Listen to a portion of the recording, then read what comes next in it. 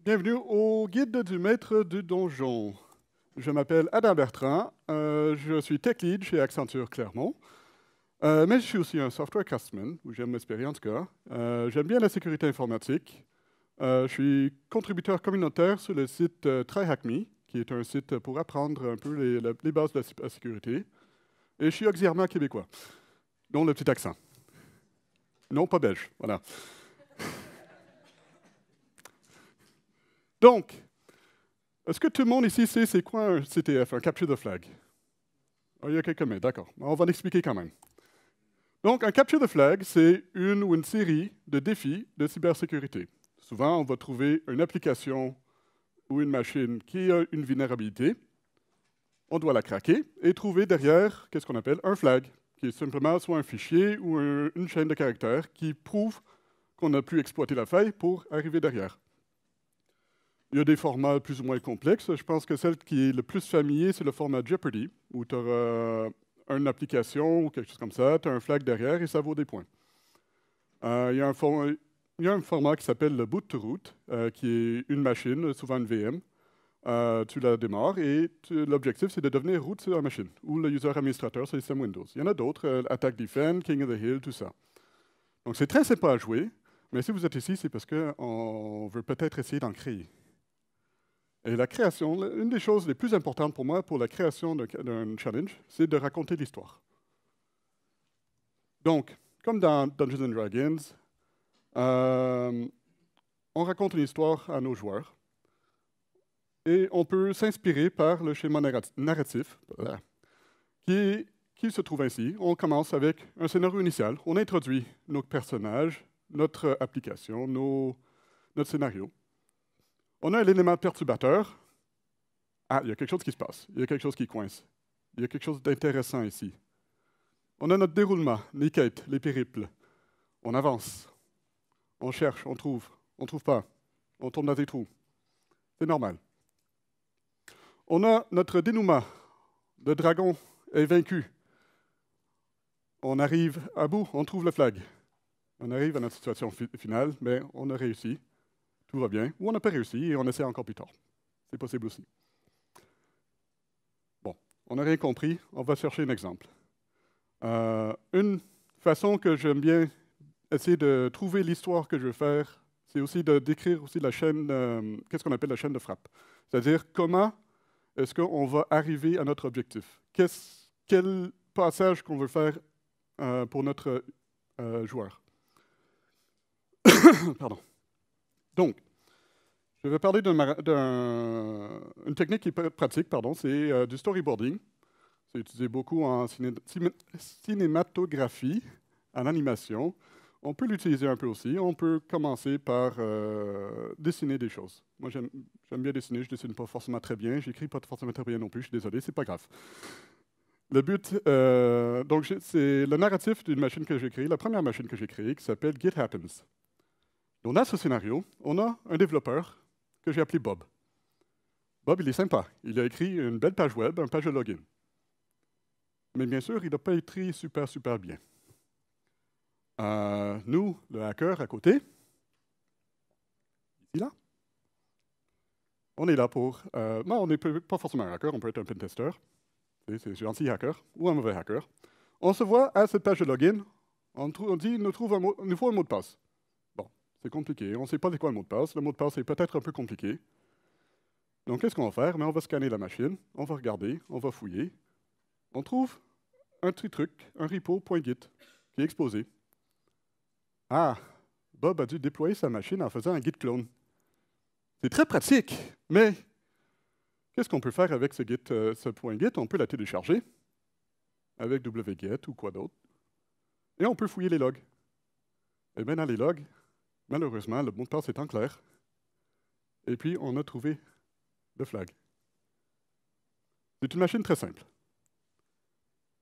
Mais, d'où est venue l'idée? C'est très simple. Hein? L'inspiration, elle peut arriver de n'importe où. Moi, je prends beaucoup d'inspiration de mes expériences en tant que développeur. Normal, on joue avec Git tous les jours. On sait qu'on peut faire des belles choses avec Git, mais on peut aussi faire des belles conneries. Par exemple, en mettant des repos Git exposés sur le web. Ça, c'est une mauvaise idée. On peut aussi essayer de poker des choses, des vulnérabilités qui sont intéressantes. Par exemple, Log4Shell, je vais en revenir un peu plus tard. On essaie des nouvelles technos aussi. Par exemple, quand Quarkus est sorti, j'aurais bien aimé d'essayer de voir comment ça marche. Donc, en faisant un petit POC sur Quarkus, eh bien, des fois, on fait des erreurs. On fait des erreurs de config, on fait des erreurs de programmation, on fait des erreurs de logique. Je pense qu'il n'y a pas un dev ici qui a écrit une application qui est super sécure dès le début. Et du coup, on peut tous faire des CTF, parce qu'on sait tous faire des erreurs. On va prendre un exemple un petit peu plus complexe, que je voulais jouer avec du Docker, et je voulais jouer avec des réseaux. Donc, et je voulais faire une machine un peu plus compliquée, qui était un boot to root. Donc, là, j'ai mon joli schéma d'architecture.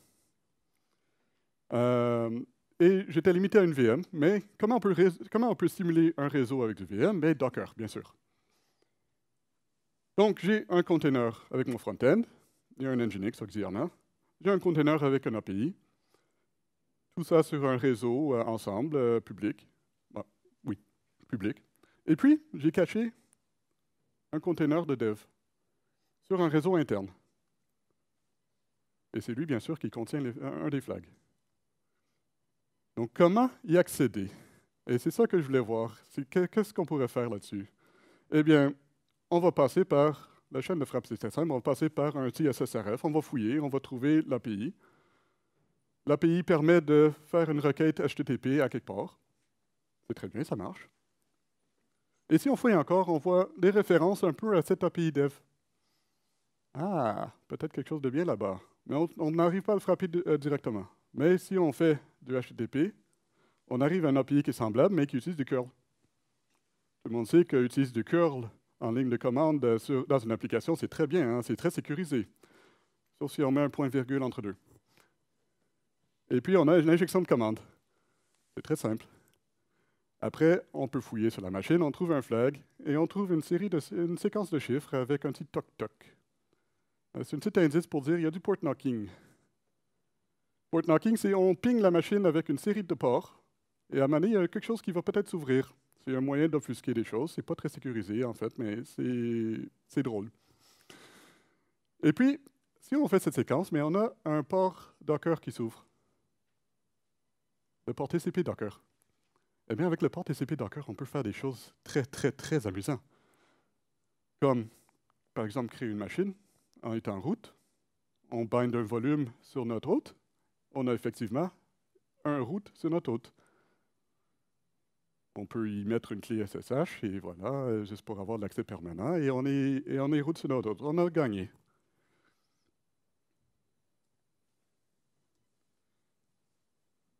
Ouais, un peu.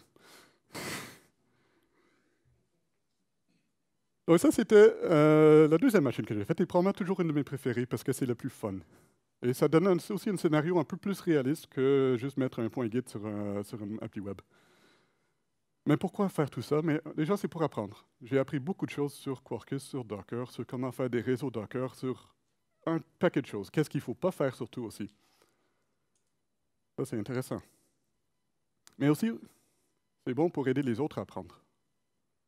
Et les autres, ils sont pas d'autres gens, ils sont pas forcément au courant qu'on peut faire des bêtises comme ça déjà. On ne sait pas forcément que ben, si on a un URL, si on va chercher un URL alimenté par un utilisateur, ça peut aller chercher un peu n'importe où, y compris sur des machines internes qu'on ne veut pas forcément que les gens y fouillent dessus. Mais aussi, c'est pour s'amuser. Moi j'aime bien, je kiffe voir les gens essayer de faire mes challenges. Mais qu'est-ce que j'avais pas dit sur cette machine-là, c'est que j'ai mis quelques pièges aussi. J'aime pas le brute force. Je trouve que le brute force, c'est pas très élégant, donc j'ai mis du rate limiting. Et donc, si quelqu'un essaie de brute force, il va se prendre des 503 dans la tronche. C'est fantastique. Et là, la première fois que j'ai vu quelqu'un se tomber là-dedans, c'est comme... Et du coup, des fois, on est juste là pour voir le monde brûler parce que c'est drôle. Ou les gens se planter la tête dessus. Voilà. On s'amuse. J'avais parlé tout à l'heure de Log4Shell. Eh bien, j'en ai fait une machine sur Log4Shell que j'ai appelée le Shaker, le XML Shaker. Log4Shell, c'était une vulnérabilité, à peu près tout le monde le connaît ici maintenant, je n'ai pas besoin de trop l'expliquer, je pense. Mais en bref, il y avait une vulnérabilité dans Log4j où tu utilisais du JNDI pour exécuter du code arbitraire. Alors JNDI, ça ne parle pas forcément à tout le monde parce que c'est quand même vraiment bizarre ce truc. Mais j'ai voulu l'explorer un peu. Cette vulnérabilité venait juste de sortir. Je voulais voir c'était quoi les impacts réels. Et qu'est-ce qu'on pourrait croire qu'on peut faire pour, comme résolution. Est-ce que ça marchait vraiment? Bon, la vraie résolution, c'était mettre à jour Log4j. On est d'accord. Donc, j'ai créé une petite application en Kotlin qui s'appelle le XML Shaker. Il prend du XML, il le brasse un peu, c'est tout. Elle ne fait absolument rien, cette application. Mais il y a du logging avec Log4j. Donc, le premier exploit, c'est l'exploit classique, si on trouve. Avec du LDAP, on a notre serveur sur notre poste, on lance une requête JNDI via du LDAP qui télécharge une classe qui nous donne un shell sur la machine. Je ne vais pas aller dans trop de détails maintenant. Si vous voulez plus de détails, on peut en parler après, mais il me reste que 3 minutes. Et puis, je me dis, est-ce que je peux aller plus loin? Donc, là, c'est bon, j'ai un route sur une machine, mais non, en fait, c'est un container. Mon container, il est à peu près sécurisé, j'ai fait attention. Et je n'ai pas laissé grand-chose dessus. J'ai mis un busybox, j'ai enlevé toutes les commandes intéressantes, et voilà, j'ai laissé Java. Une erreur. Par contre, Docker, sur un container Docker, mais on a toujours accès au hôte par le réseau. Est-ce qu'il y avait quelque chose d'intéressant qui tournait sur le hôte? On écrit un petit port scanner en Java, on l'upload sur notre machine, on check le hôte. Ah, il y a quelque chose dessus. C'est quoi? Ah, je viens juste d'exploiter Log4j. Personne ne va s'y attendre à un autre. Donc on essaie d'exploiter, ça ne marche pas. Ah oui, j'ai mis à jour mon Java. Donc j'ai mis Java 8 302, qui normalement, l'exploit LDAP ne fonctionne pas. Mais est-ce qu'on peut toujours y exploiter?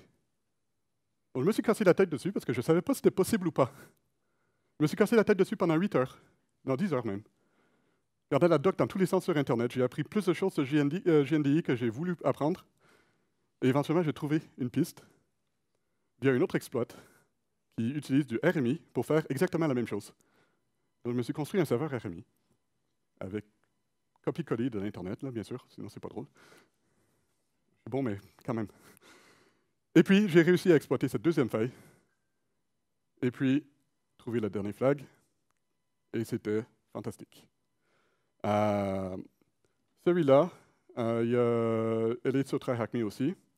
Quand elle est sortie, ça a pris le meilleur hacker sur TryHackMe 12 heures pour le craquer.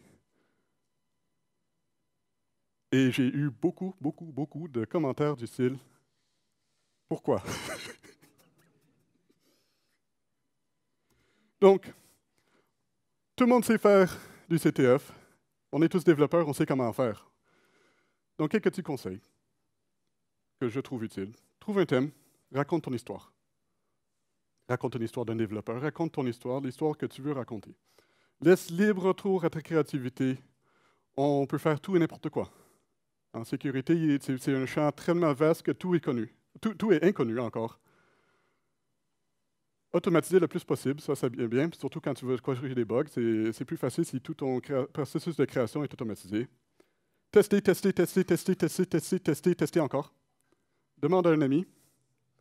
Et puis écrivez surtout un guide pour résoudre le défi.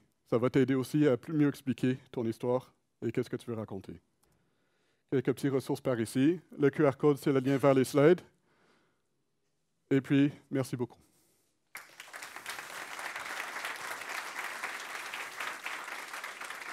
Il y a peut-être le temps pour une question, mais je ne sais pas, ça va dépendre de l'homme en rouge.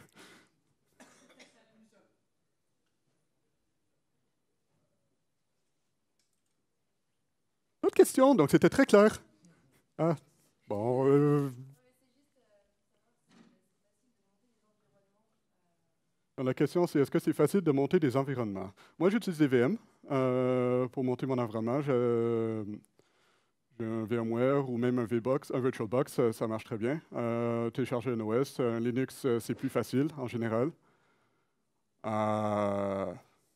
C'est des Linux en particulier, Ubuntu, ça marche bien. La version serveur, CentOS aussi, c'est pas mal si tu veux expérimenter avec du SE Linux. Après, c'est pas si compliqué que ça, mais c'est peut-être un peu plus compliqué d'automatiser. Après, il y a plein d'outils. Il y a Terraform, il y a Packer, il y a Ansible. Donc, si tu veux apprendre du Ansible, provisionner une VM avec un challenge, c'est une bonne première étape, à mon avis.